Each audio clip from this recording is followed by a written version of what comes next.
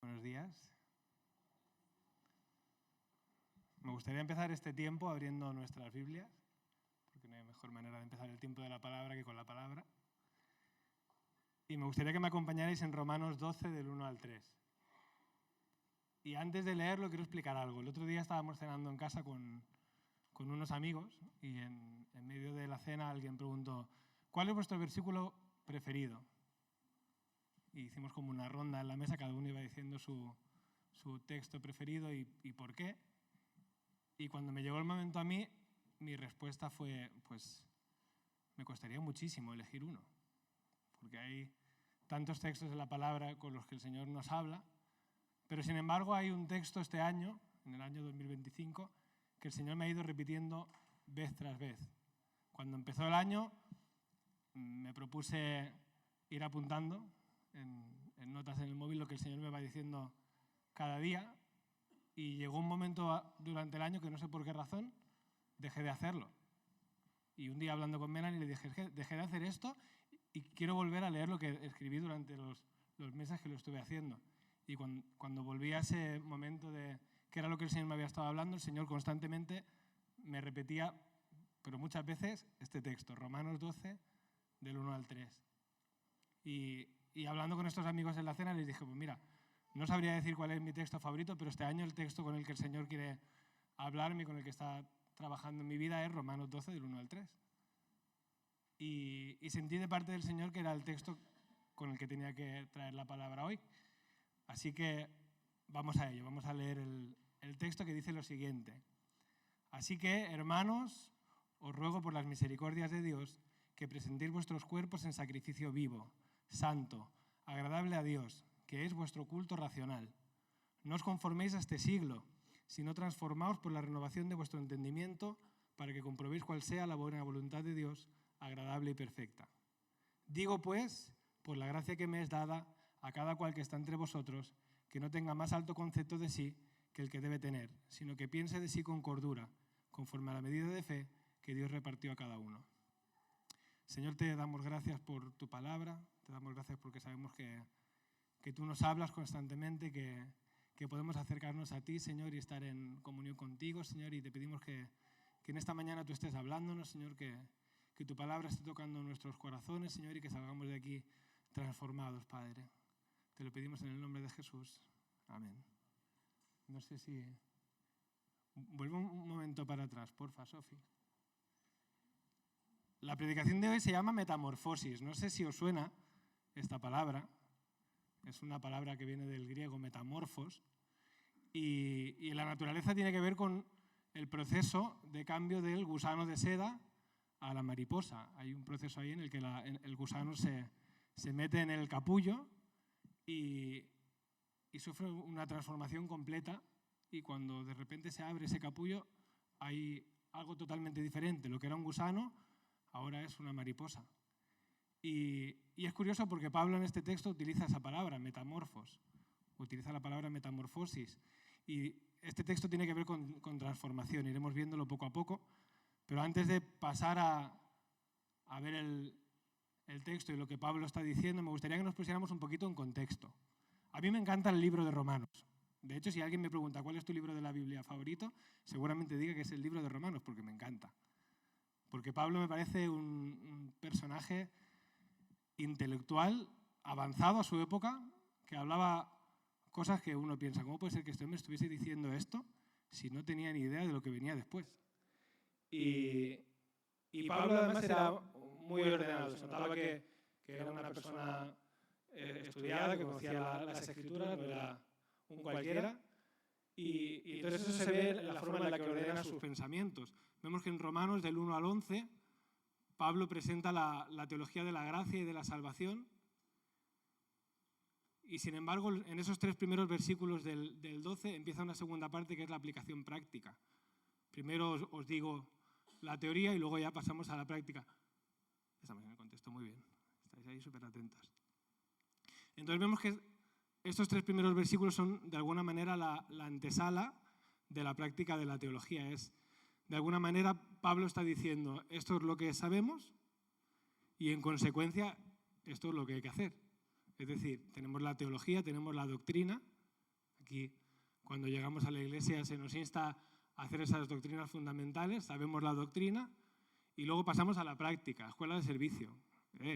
No basta solo con saberse la teoría, hay que pasar a la práctica. Y Pablo está diciendo eso, está diciendo esto es lo que Dios ha hecho, en Romanos del 1 al 11, esto es lo que Dios ha hecho. Y entonces empieza con ese así que. Y en la Biblia no hay palabras que sobren. En la Biblia cada palabra que hay escrita tiene un porqué. Y ese así que nos está hablando de, tenemos todo lo demás, así que hagamos lo siguiente. Esto es lo que Dios ha hecho, así que debéis vivir en consecuencia. Hay algo que os toca hacer, hay una parte práctica. Eso sería un poco el contexto del texto. Pero es que hay que entender también el texto entendiendo a quién está escrito el texto. El texto está escrito a la Roma del primer siglo después de Cristo, una Roma pagana en la que habían sacrificios. Me encanta porque Esperanza, no entiendo por qué razón, de repente ha leído ahora un texto que habla de los sacrificios de Salomón. Y precisamente el texto de hoy habla de sacrificios. En Roma era muy habitual que la gente ofreciera sacrificios y era una forma de ganar estatus, de ser socialmente reconocido. Y entonces, cuanto más pomposo era el sacrificio, cuanto más se veía, mejor. Era una cultura del ritual, del honor y la vergüenza. Si algo había hecho mal, podía ofrecer un sacrificio y revertir ese mal que había hecho. Y esa cultura romana nos recuerda también un poco a la cultura judía, con la cual convivían en la iglesia. Tenemos una iglesia en Roma en la que convivían gentiles, que tenían estas prácticas rituales, y también convivían los judíos, que también tenían prácticas rituales, porque la ley les estaba diciendo, no, si realmente queréis limpiar vuestros pecados, tenéis que ofrecer sacrificio muerto, un animal muerto que se ofrece allí al Señor, y entonces esa es la manera de relacionarse con el Padre. Sin embargo, la iglesia en Roma tenía un cambio en la forma de ofrecer sacrificio que se introduce en el momento que aparece Cristo en acción. Porque el Señor dice, no, el sacrificio no es un sacrificio muerto, el sacrificio es un sacrificio vivo. Sin embargo, los rituales en la época eran una forma de ingeniería social, era una forma de controlar a la población, era una población jerárquica y entonces pues era una manera de tener a cada uno en su cajoncito y que nadie se saliera de lo que se esperaba. En la iglesia, este choque entre los gentiles y los judíos había provocado también que hubiesen como tensiones. Sí, Pablo escribe a la iglesia diciendo, vamos a dejar claro en qué creemos y a partir de ahí vamos a ver cómo afecta eso que creemos en lo que tenemos que hacer. Le está diciendo, sois muy diferentes, pero igual hay algo que tenéis en común. Y me encanta Pablo, porque Pablo en Romanos 12, del 1 al 3, está escribiendo con un lenguaje que es tanto entendible por los judíos, porque apela a la ley y a ese sistema ritual, pero a la vez es comprensible para los gentiles porque utiliza términos que tienen que ver con la filosofía. Y eso me encanta de Pablo, porque era qué manera tenía ese hombre de saber llegar a todos los públicos. Entonces nos encontramos con que el texto, una vez ya tenemos claro dónde estamos, y el contexto, nos encontramos con que hay una estructura clara. Son 3 versículos y cada versículo nos está hablando de algo diferente. El versículo 1 tiene que ver con el cuerpo redimido. Pasa a la siguiente, porfa. El primer versículo tiene que ver con el cuerpo redimido, el segundo tiene que ver con la mente renovada y el tercero con una comunidad reconciliada. Son esos 3 puntos que nos van a acompañar hoy y que además van conectados. No puedo pasar al segundo si no he pasado primero por el primero y no puedo llegar al tercero sin haber pasado por los otros 2. Entonces, ahora sí, vamos al lío. Y empezamos con el primer versículo. Pablo empieza diciendo, así que hermanos, os ruego por las misericordias de Dios que presentéis vuestros cuerpos en sacrificio vivo, santo, agradable a Dios, que es vuestro culto racional. Esa es la primera frase que Pablo introduce. Ahí, perfecto. Entonces aquí hay una igualdad. Yo no soy muy de matemáticas, pero de tan en cuan me gusta esto de las igualdades. Cuerpo redimido, que veis ahí arriba, es igual a sacrificio vivo y es igual a culto racional. Estábamos diciendo antes que con el cristianismo se introduce algo nuevo porque hay un sacrificio vivo. Jesús se ofrece de forma consciente y voluntaria. A Jesús no lo mataron. Hace poco leía un texto que hablaba de que había muchas veces todavía esa idea de que fueron los judíos quienes mataron a Jesús, y no, a Jesús no lo mató nadie. Jesús se ofreció. Jesús se entregó de forma consciente y voluntaria para salvarnos. Él dijo, aquí estoy, como oveja al matadero. Y ese sacrificio en Jesús transforma por completo el sistema de sacrificios. El Señor estaba diciendo, ya no hace falta que haya un sistema sacerdotal, porque el gran sacerdote que es Cristo ya ha venido, ha muerto una vez y para siempre. Ya no hace falta que muera más. Con una vez ya limpió nuestro pecado. Cristo restaura nuestra relación con el Padre. El antiguo pacto, había un pacto antiguo que requería sangre. De eso nos habla el Antiguo Testamento. Hace falta sangre. Pero Dios mismo se entregó, Jesús se entregó, y entonces cambia. Hay un nuevo pacto en el que esa finalidad del sacrificio es diferente. Ya no se requiere sangre para perdón de pecados, porque ya Cristo murió por perdón de pecados, y entonces el Señor nos está llamando a una entrega cotidiana de absolutamente toda nuestra vida. El Señor dice, no, lo que quiero no es sangre, lo que quiero es tu vida. Quiero tu cuerpo, quiero tus acciones, quiero tu tiempo, quiero tus decisiones. Lo quiero todo. No un poquito. No quiero un 10%. Lo quiero todo. De eso está hablando Pablo cuando dice que presentéis vuestros cuerpos en sacrificio vivo. Está hablando de entregar la vida, de tomar el ejemplo de Jesús que entregó su vida y hacer lo mismo. Pero es que entonces, después de utilizar ese sacrificio vivo para hablar a los judíos, de repente utiliza otra palabra que es muy guay, que es el culto racional. No es casualidad que Pablo utilice este término, culto racional, porque culto racional es un término que se utilizaba mucho en la filosofía, que traducido es, y lo voy a pronunciar mal porque no sé griego, lógica y latreía. Es decir, el culto lógico. Lógico viene de una palabra que es logos. Juan, en el primer capítulo de su Evangelio, dice que en el principio era el logos, en el principio era el verbo, y el verbo era con Dios, y el verbo era Dios. El logos es Jesús. Lo lógico es que nuestro culto sea a Jesús. Eso es un culto racional, es un culto lógico. Dios no espera de nosotros una adoración emocional o impulsiva, sino una adoración lógica. Es que Jesús ha muerto por mí.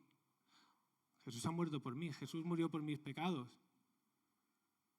Necesito adorarle. Es lógico que le adore. Lo ilógico sería decir, no, Jesús murió por mí, pero no le adoro.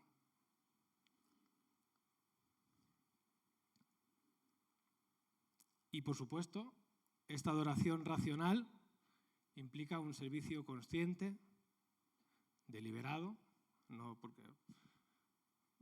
servir al Señor es algo consciente, deliberado, es ético, se hace bien y es algo reflexivo, algo en lo que he pensado y la lógica me lleva a, el Señor murió por mí, yo le entrego mi vida. No es un ritual mecánico, no es emocionalismo, no es que hoy me he levantado eufórico. No, porque hay días que no nos vamos a levantar eufóricos, hay días que vamos a pasar por situaciones que no nos gustan y no por eso vamos a dejar de adorar a Dios, porque adorar a Dios es lo lógico. Y eso nos lleva al siguiente punto, que es la aplicación, porque, vale, sabemos de qué estaba hablando Pablo. Pablo estaba hablando de un sacrificio vivo, estaba hablando de un culto racional, pero ¿esto cómo se aplica? Y Pablo utiliza otro término ahí en medio de ese texto que es la ofrenda del cuerpo.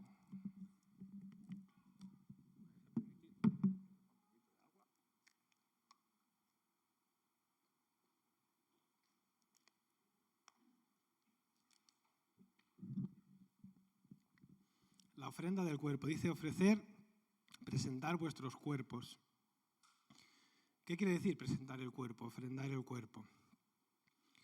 Pues nos vuelve otra vez a hacer referencia a que todo lo que soy, porque cuando Pablo aquí habla del cuerpo no habla solo de la chicha, habla de todo lo que sois, presentarlo ante el Señor. Toda vuestra vida, todo vuestro tiempo. Que vuestras acciones, vuestros hábitos, vuestras relaciones, todo sea un acto de adoración. No adoro a Dios solo cuando estoy cantando en la iglesia, sino en absolutamente todo lo que hago. Pablo aquí, y por eso decía antes que me gusta Pablo, porque era un erudito y se avanzaba a cosas de las que todavía no se hablaba en la época, se está anticipando a los descubrimientos de la neurociencia del siglo XX. En el siglo XX empieza a ponerse de moda a lo largo del mundo el estudiar la mente y cómo funciona la mente. Pero sin embargo Pablo ya había hablado de esto con unos cuantos años de antelación. Nos dice presentar vuestro cuerpo como un sacrificio vivo y eso implica dos cosas. Acción repetida, es decir, cuanto más hago una cosa, más fácil es que tienda a hacer esa cosa, y acción consciente. Cuando hago algo conscientemente sabiendo por qué lo estoy haciendo, es más probable que vuelva a repetirlo. Eso hace que nuestro cerebro vaya cambiando y se vaya reconstruyendo, que haya una transformación cerebral real. Se llama neuroplasticidad. ¿Cuándo pasa esto? Y vamos a ser prácticos. Esto pasa constantemente en nuestra vida en la iglesia y fuera de la iglesia. Cuando yo sirvo a los demás, conscientemente, en mi cerebro hay cambios. ¿Habéis escuchado alguna vez eso de, no, es que cuando sirvo a los demás me siento súper bien? Es que cuando sirvo a los demás siento que soy útil, siento que tengo valor. Realmente cuando ofrecemos nuestro cuerpo, cuando hay ese sacrificio de servicio, realmente hay cambios a nivel cerebral, hay esa transformación de la mente. Pero es que además también hay otra manera, que es con las disciplinas espirituales. El Señor nos llama a orar, leer y meditar la palabra cada día. Y no es porque, Señor, pero ¿por qué cada día? Podría ser los lunes, los miércoles y los viernes, que con 3 días a la semana ya está bien. Pero el Señor nos dice, no. Las disciplinas espirituales se practican todos los días. ¿Por qué? Porque cuando lo estamos haciendo, en nuestro cerebro constantemente están habiendo cambios. El Señor está trabajando y cuando decimos que el Señor trabaja en nosotros, no es algo místico, es que el Señor trabaja con nosotros, con nuestro cerebro. Hay un cambio real, un cambio físico incluso. Cada hábito corporal, intencional, se transforma en un instrumento de neuroplasticidad espiritual. El Señor va cambiando, va transformando nuestra mente, nuestras emociones, nuestras acciones. Y de esta manera nos vamos alineando con la voluntad del Señor, que es como agradable y perfecta. El camino de santificación no tiene que ver con rituales ni con ir caminando hasta Santiago y ofrecerle la peregrinación al apóstol, ni tiene que ver con flagelarse, ni tiene que ver con... No, el camino de santificación tiene que ver con esa transformación que se produce en nosotros cuando somos capaces de entregar nuestro cuerpo como un sacrificio vivo. Y con esto pasamos a la segunda parte, ese versículo central que para mí es la clave del texto. Porque Pablo no se conforma con hacer una pinceladita de esto, sino que todavía es más osado y va un paso más allá, porque dice, no os conforméis a este siglo, después de decir que ofrezcamos nuestros cuerpos en sacrificio vivo, que es nuestro culto racional, nos dice, no os conforméis a este siglo, sino transformaos por medio de la renovación de vuestro entendimiento, para que comprobéis cuál sea la buena voluntad de Dios, agradable y perfecta. Pasa a la siguiente, porfa. Mente renovada. ¿Os suena esta imagen? En mi casa hay mucho de esto. A mí no me gusta nada, pero hay mucho porque mis hijas son pequeñas, les gusta jugar con plastilina. Y cuando yo leía el no os conforméis a este siglo, irremediablemente me viene y estos moldes. Porque Pablo dice, no os conforméis. ¿Qué quiere decir conformarse? Quiere decir tomar la misma forma o patrón. Cuando yo cojo la plastilina y la meto en un molde que tiene forma de caballito, ¿qué va a salir? Un caballito. Y por muchas veces que yo lo siga metiendo, nunca va a salir un perro, va a salir un caballito, siempre. Sí o sí. Si yo cojo esa plastilina que es moldeable, que podría hacer cualquier cosa con la plastilina, pero si yo la cojo y la meto en un molde, va a salir siempre lo que haya dentro del molde. La estoy conformando. Y a veces nos pasa a nosotros lo mismo. Y Pablo nos advierte, no os conforméis a este siglo. Y no dice no os conforméis al siglo I en Roma, dice no os conforméis a este siglo. Y yo pensaba, ¿qué sería el no os conforméis a este siglo si esto lo hubiese escrito Pablo en el siglo XXI? Y se me ocurrieron algunas cosas. Número 1, el individualismo extremo. Vivimos en una sociedad que nos dice, aquí lo más importante eres tú. Tú tienes que estar bien. Tú tienes que cuidarte. Hay esa deificación del hombre y además esa necesidad constante de apartarnos. No, tú solo preocúpate de ti mismo. Olvídate de la familia. No, la familia no es lo más importante. Lo más importante es que tú estés bien. Y con esas pequeñas estrategias del enemigo, al final nos vamos pensando que lo más importante soy yo. Y solo me miro a mí. Y acabo mirando mi ombligo y se me acaba olvidando que ese no es el plan. Nunca ha sido el plan.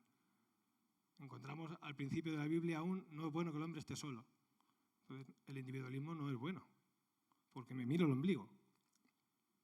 Tenemos también la superficialidad digital. Vivimos en una era en la que como todo lo tengo aquí, pues desde aquí hago mi vida y se me olvida que la vida es real. Alguien le dijo una vez a Melanie, vive la vida real.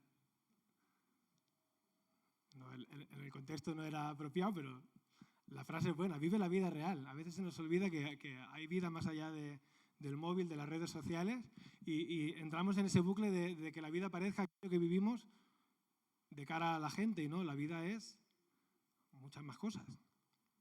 También vivimos en una época materialista. Hace un mes que en las tiendas ya están puestas las decoraciones de Navidad. Que estábamos tomando el sol en la playa y viendo los escaparates de Navidad. Consumismo, materialismo, lo importante es lo que tienes, no lo que eres. También relativización moral, todo relativo. ¿Qué es bueno y qué es malo? Pues todo relativo. Y eso nos afecta como cristianos. Hace un par de días tuve una breve discusión con una persona a la que sigo en Instagram, porque de repente estaba utilizando un texto de Romanos, sacado totalmente de contexto, para justificar la celebración de Halloween. Decía, no, es que Pablo dijo que mientras no seamos de estorbo a los demás, en Romanos 14, pues que, bueno, si no soy de estorbo al hermano, pues si a mí mi conciencia esto no me molesta, no, perdona. Las cosas no funcionan así. O sirvo al Señor o sirvo al que no es el Señor. No hay punto medio. Ahí Pablo no estaba precisamente hablando de servir a las obras de maldad. De hecho, luego le cité un texto de Efesios en el que Pablo dice, no os entreguéis a las obras de maldad. Y sin embargo, es fácil que digamos, pues bueno, pues el mundo practica esto, pues no será tan malo. Lo podemos incluso aplicar en la iglesia. Y no, el Señor nos está llamando a, cuidado, lo malo es malo, lo bueno es bueno. Y por último, la apatía espiritual.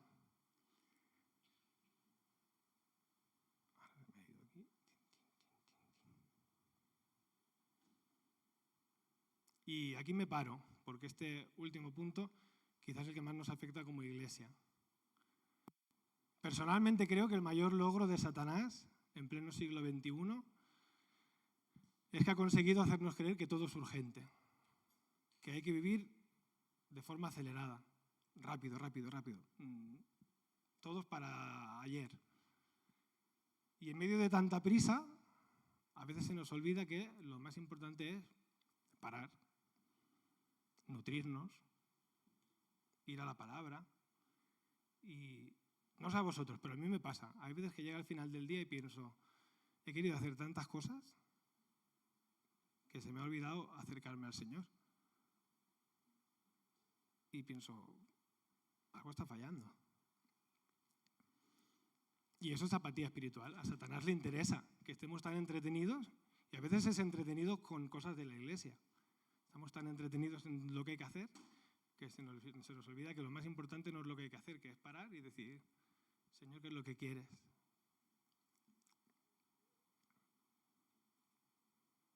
Estamos en el molde. Pero me encanta porque Pablo no se queda en el molde. Pasa a la siguiente.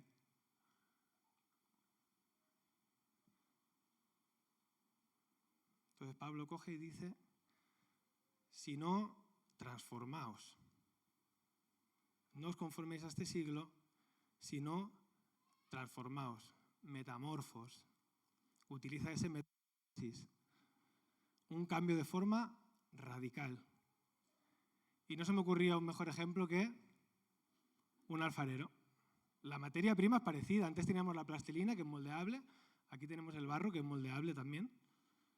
Pero el alfarero no coge el barro y lo mete en un molde y saca 40 recipientes iguales. Él coge el trozo de barro, pone las manos y sale una pieza única. Siempre. No hay dos piezas de cerámica iguales. Pablo nos está diciendo, no os metáis en el molde de este mundo. Dios no es un Dios de moldes. Dios es un alfarero. Y lo vemos en Jeremías 18:6, que toma nuestra vida y hace una pieza única. Me da mucha tristeza ver cómo en la iglesia parece que se ha puesto de moda el intentar encontrar el ideal. Esto es, el discípulo ideal tiene que ser así. Y el Señor no nos llama a eso. El Señor no quiere que nuestra iglesia se transforme en un molde de caballitos en el que vaya entrando la gente y vayan saliendo caballitos. Y todos caballitos. Porque de hecho en el texto, si seguimos leyendo el capítulo 12, luego Pablo sigue diciendo, no, es que en la iglesia tiene que haber multitud de dones. Y cuando en la iglesia hay multitud de dones es cuando funciona, porque si fuera una iglesia de caballitos, pues las cosas no funcionan. Porque lo que el Señor quiere es utilizar cada cosa y formar un cuerpo. ¿Cómo se forma un cuerpo? Pues haciendo cada miembro útil para lo que es útil. La mano no sirve para lo mismo que la rodilla. Si me pusiera la mano en la rodilla, pues no podría doblar la pierna. Y entonces el Señor nos dice, no, dejaros de moldes. Poneros en manos del alfarero. Y entonces mi pregunta era, y Señor, ¿cómo se hace esto? Porque no sé a vosotros, pero a mí me pasa que a veces digo, quiero cambiar esto y me propongo, venga, va, a partir de ahora lo voy a cambiar. Y me dura una semana. Y a la semana, plum, vuelvo a caer otra vez en lo mismo y pienso, qué desastre que soy. Y el Señor, meditando en el texto, me llevaba a pasar la siguiente, porfa, Sofi, a esta frase, que para mí esta frase es la clave de la predicación de hoy. Por medio de la renovación de vuestro entendimiento. Hemos dicho que Pablo antes estaba hablando de esa función del cerebro, que es la capacidad de ir transformándose. Pero hay todavía un punto más, y cuando dice por medio de la renovación de vuestro entendimiento, me encanta porque hace referencia a algo muy concreto que tiene que ver con esa neuroplasticidad, que es la poda sináptica. Y yo hasta hace bien poco no sabía lo que significaba esto. Y últimamente, leyendo diversas cosas, ha sido algo que ha salido constantemente. Y es que nuestro cerebro está programado de forma que tenemos una función que es fantástica, que es lo que, como tengo que utilizar energía y no tengo energía para todo, lo que hace el cerebro es decir, pues estas conexiones neuronales que no estoy utilizando, fuera. Lo que no utilizo, no lo necesito. Y si no lo necesito, está ocupando espacio, como en el móvil, cuando a veces te dice, ya no hay más espacio, tienes que borrar cosas. Pues nuestro cerebro funciona igual. Entonces, con esta poda sináptica lo que hacemos es desechar lo que no utilizamos y reforzar lo que es útil. Cosa que me lleva directamente a Hebreos 4:12, que dice lo siguiente: porque la palabra de Dios es viva y eficaz y más cortante que toda espada de 2 filos. Penetra hasta partir el alma y el espíritu, las coyunturas y los tuétanos, y discierne los pensamientos y las intenciones del corazón. ¿Cómo renovamos nuestra mente? Con la palabra. con el logos. Dice que la palabra es viva, que es eficaz, que corta. ¿Que corta por qué? Porque lo que no funciona, fuera. Nuestro cerebro, el Señor lo programó de esa manera para decir, esto no funciona, fuera. Que no está conforme a la palabra, fuera.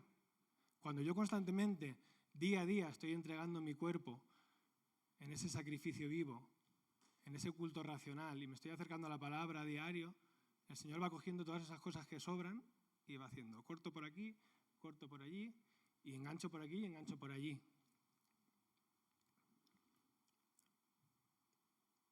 Pablo, además, vemos que en diferentes puntos de sus cartas también hace referencia a esto. Por ejemplo, en Efesios 4, del 17 al 18 y luego del 22 al 24, dice lo siguiente. Esto pues digo y requiero en el Señor, que ya no andéis como los otros gentiles, que andan en la vanidad de su mente, teniendo el entendimiento entenebrecido, es decir, que su entendimiento está lleno de oscuridad, ajenos de la vida de Dios por la ignorancia que en ellos hay, por la dureza de su corazón. En cuanto a la pasada manera de vivir, despojaos del viejo hombre, que está viciado conforme a los deseos engañosos, y renovaos en el espíritu de vuestra mente. Pablo vuelve a hablar de la mente. Y vestidos del nuevo hombre, creado según Dios, en la justicia y santidad de la verdad. La mente, una vez más. En 2 Corintios 10, del 4 al 5, Pablo vuelve a decir a la iglesia en Corinto, porque las armas de nuestra milicia no son carnales, sino poderosas en Dios para la destrucción de fortalezas, derribando argumentos y toda altivez que se levanta contra el conocimiento de Dios, y me encanta esta frase, y llevando cautivo todo pensamiento a la obediencia a Cristo. ¿Cómo renuevo mi mente? Con la palabra. Cuando me acerco a la palabra, mis pensamientos que no tienen que ver con el Señor, tienen que salir, porque chocan con la palabra. Hay esa espada de la palabra que se clava y dice, esto no lo pone en la palabra. Tú te estás creyendo que no vales para nada, pero el Señor no te está diciendo eso. Tú estás pensando que esto es normal, pero en la palabra lo que pone es que esto no puede ser.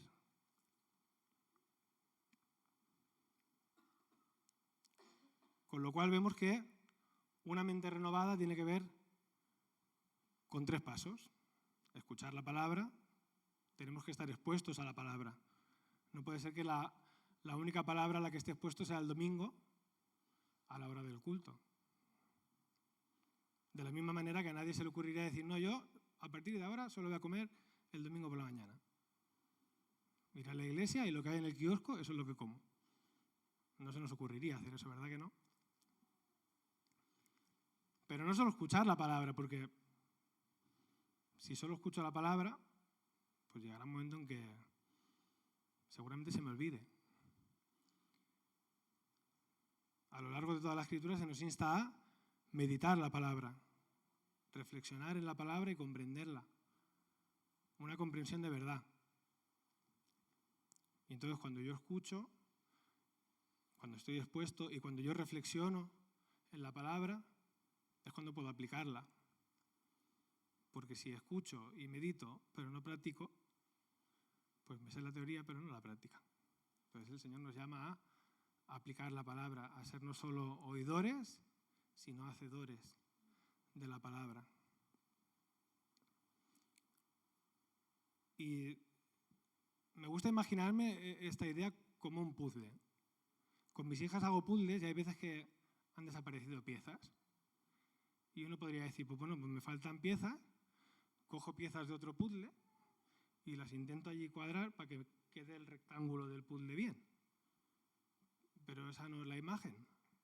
Y con nosotros pasa lo mismo. Hay veces que por el camino vamos dejando piezas de ese puzzle original que el Señor tiene con nuestra vida y vamos metiendo otras piezas chin, chin, chin, chin. Y queda una imagen distorsionada. El pecado hace que en nosotros haya una imagen distorsionada y el Señor nos llama a coger esas piezas de puzzle que no van ahí, sacarlas, ir a la palabra y con la palabra completar el puzzle de lo que el Señor quiere para nosotros. Por eso Pablo acaba diciendo, para que comprobéis cuál sea la buena voluntad de Dios, agradable y perfecta. Ese es el resultado. cuando renuevo la mente, cuando conozco la palabra, cuando sé lo que el Señor dice de mí, es cuando entonces entiendo cuál es la voluntad del Señor para mi vida. Para entender esto, me gustaría que hiciéramos un viaje a Génesis 3. Y voy a beber agua porque tengo la boca seca.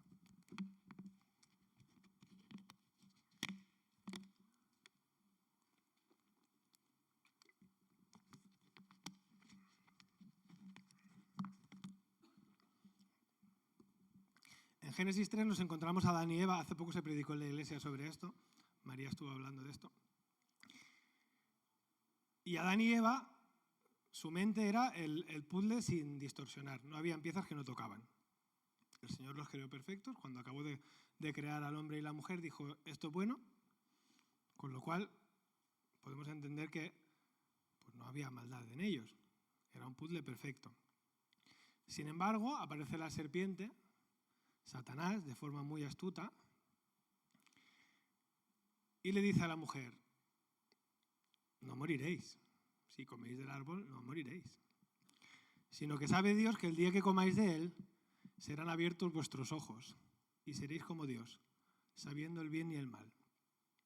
Satanás le dice a Eva sutilmente, haz tu voluntad y no la voluntad de Dios. Hasta ese momento para Eva no había otra cosa en el mundo que hacer la voluntad de Dios, no había un conflicto porque lo normal era, Dios lo ha hecho todo bueno, aquí es todo perfecto, ¿qué necesidad tengo yo de complicarme la vida? Pero cuando entra la serpiente le dice, no, esto no es todo, hay algo más. ¿Por qué te vas a quedar en la iglesia ahí encerrado si el mundo es mucho más grande? Hay muchas más cosas. Te estás perdiendo cosas.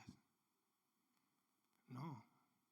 Os tienen ahí en la iglesia encerrados y no os dejan salir, no os dejan hacer cosas como las que hace el mundo, porque el día que salgáis serán abiertos vuestros ojos y veréis que lo que hay fuera os hace mejores, y es mentira.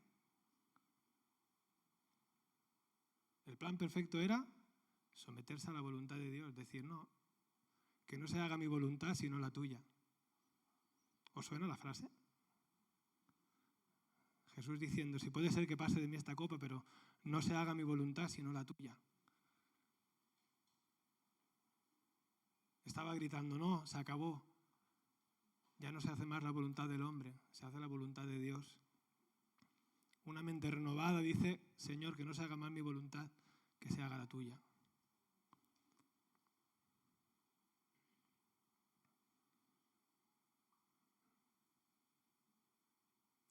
Y aquí viene una pregunta.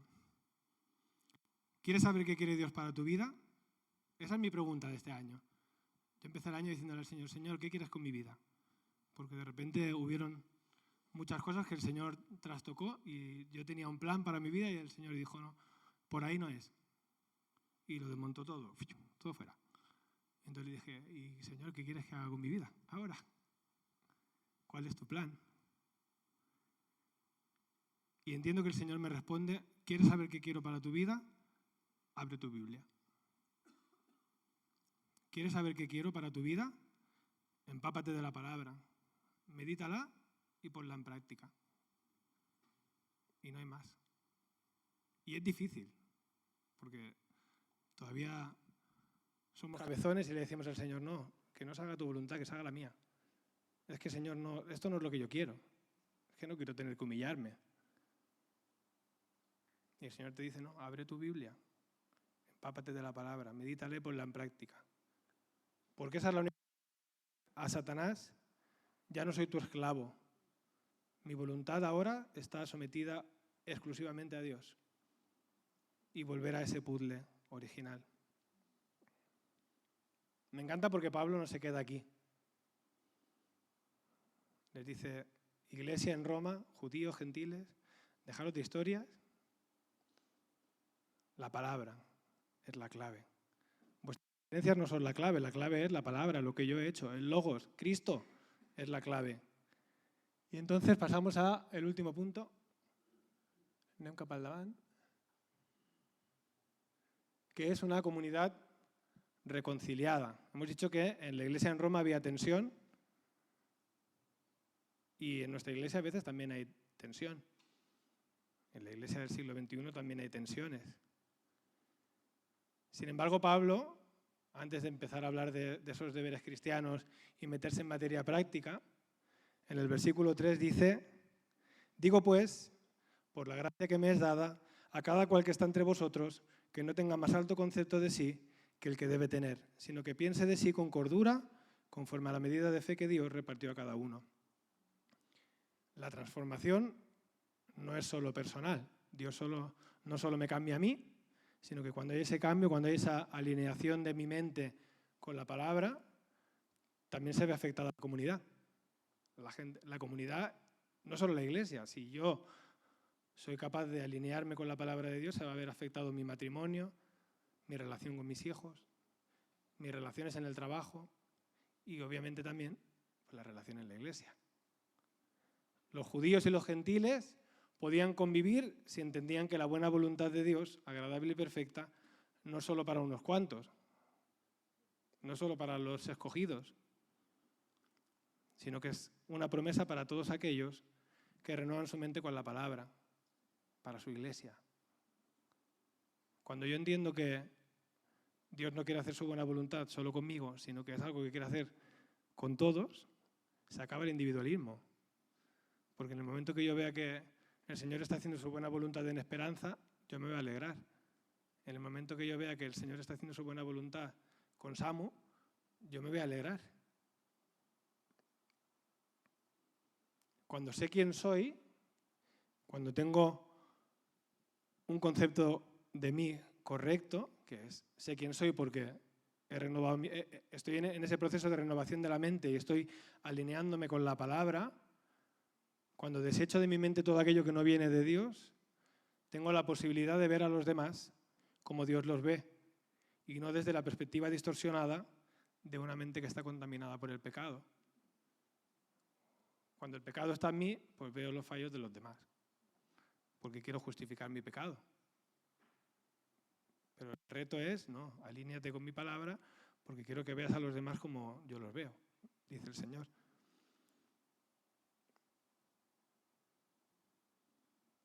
¿Queremos una iglesia que esté alineada con la voluntad de Dios?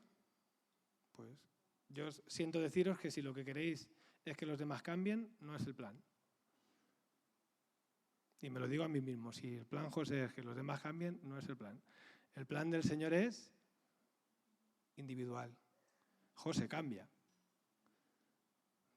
Ponte delante de la palabra, entrega tu cuerpo como un sacrificio vivo, renueva tu mente. Y entonces, el resto cambia, porque cambia mi visión. Volvamos a ese plan original de Dios. En la iglesia también hay un puzzle.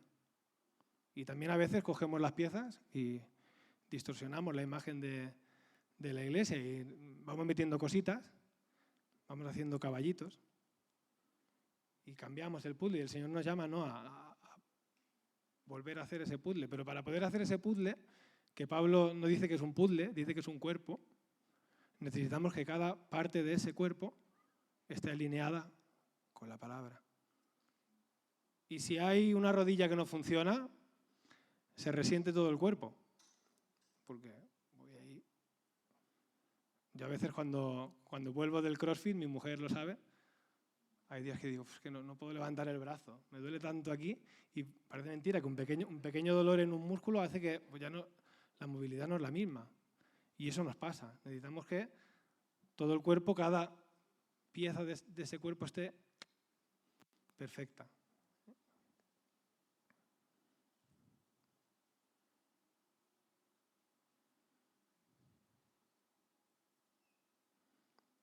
Y quiero acabar con la última frase, que dice así: cuando rendimos nuestro cuerpo a Dios, renovamos nuestra mente y abrimos nuestro corazón, comenzamos una verdadera metamorfosis. Cada acción de entrega fortalece nuestro ser. Cada pensamiento alineado con Cristo remodela nuestro cerebro. Y cada acto de amor transforma nuestra comunidad. Hay una imagen que me he saltado por el camino. Si podemos ir un poco para atrás, hay una imagen de un sendero.